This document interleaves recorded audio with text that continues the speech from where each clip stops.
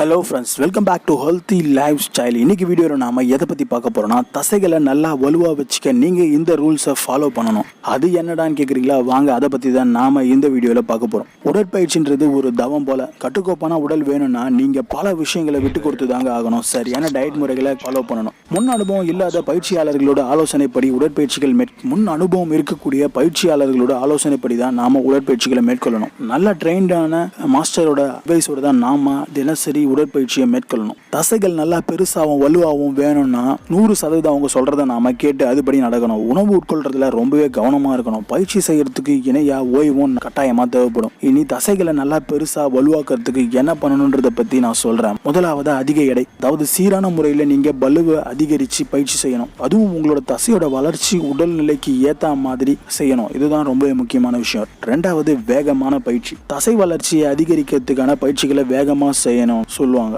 எதுவா இருந்தாலும் உங்களோட பயிற்சியாளரோட ஆலோசனைப்படி செய்யறது ரொம்பவே நல்லது. ஏன்னா ஒவ்வொருத்தரோட உடல்வாக பொறுத்தும் அதுக்கு ஏத்த மாதிரியான பயிற்சிகள் இருக்கதாங்க செய்யுது. அதை நீங்க உங்களோட ட்ரைனர் கிட்ட கேட்டு செய்யணும். மூணாவது சோர்வடைகிற வரைக்கும் நாம உடற்பயிற்சி செய்யணும். உங்களோட உடல் சோர்வடைகிற வரைக்கும் பயிற்சி செஞ்சுக்கிட்டே இருங்க. ஓய்வுன்றது ரொம்பவே தேவைதான். சோர்வு வர வரைக்கும் நீங்க கட்டாயமா உடற்பயிற்சி செய்யணும். நல்லா உடற்பயிற்சி செய்யும் போது நல்ல உறக்கம் வரும். ஸோ சரியான உடற்பயிற்சி நல்ல தூக்கத்துக்கு ஒரு எடுத்துக்காட்டா இருக்குன்னு தான் நான் சொல்லுவேன். அடுத்ததா சரியான முறை. ஒவ்வொரு பயிற்சியை முடிச்சதுக்கு அப்புறமா கொஞ்சம் கேப் கொடுங்க. அப்புறம் ஸ்ட்ரெச்சிங் பண்ணுங்க. இது உங்களோட தசைகளை ரொம்பவே இலகுவா ஃபீல் பண்ண வைக்கும். அதுக்கு அடுத்ததா சரியான பிளானிங், அதாவது சரியான டைம் டேபிள் போட்டு செய்யுங்க. ஒரு நாள் நல்லா பயிற்சி செஞ்சதுக்கு அப்புறமா மறுநாள் நல்லா ஓய்வு எடுக்கலாம். திங்கட்கிழமை பயிற்சி செஞ்சா கட்டாயம் செவ்வாய்க்கிழமை ஓய்வு எடுக்கணும்னு கிடையாது. இருந்தாலும் அந்த மாதிரி செய்யறது ரொம்ப ரொம்ப நல்லது. ஒவ்வொரு நாள் உடற்பயிற்சிக்கு அடுத்த நாள் ரெஸ்ட் கொடுக்கலாம். ஆனா நிறைய பேரால இதை ரெகுலரா பண்ண முடியாது. அதனால வாரத்துக்கு ஒரு தடவை ரெஸ்ட் கொடுக்கறது போதுமானதா இருக்கும். இது எல்லாமே நீங்க உங்களோட ட்ரைனரை கேட்டு அவரோட அட்வைஸ் படி செய்யறது ரொம்பவே நல்லது. கடைசியா ஜிம். என்னதான் நல்லா உடற்பயிற்சி செய்யக்கூடிய ஆளியா இருந்தாலும் சரியான ஜிம்மை தேர்ந்தெடுக்கிறது ரொம்ப ரொம்ப முக்கியமான விஷயம். நீங்க தேர்ந்தெடுக்கக்கூடிய ஜிம் சரியான ஜிம்மா இருக்கான்றத ஒரு தடவைக்கு 100 தடவை செக் பண்ணிக்கோங்க.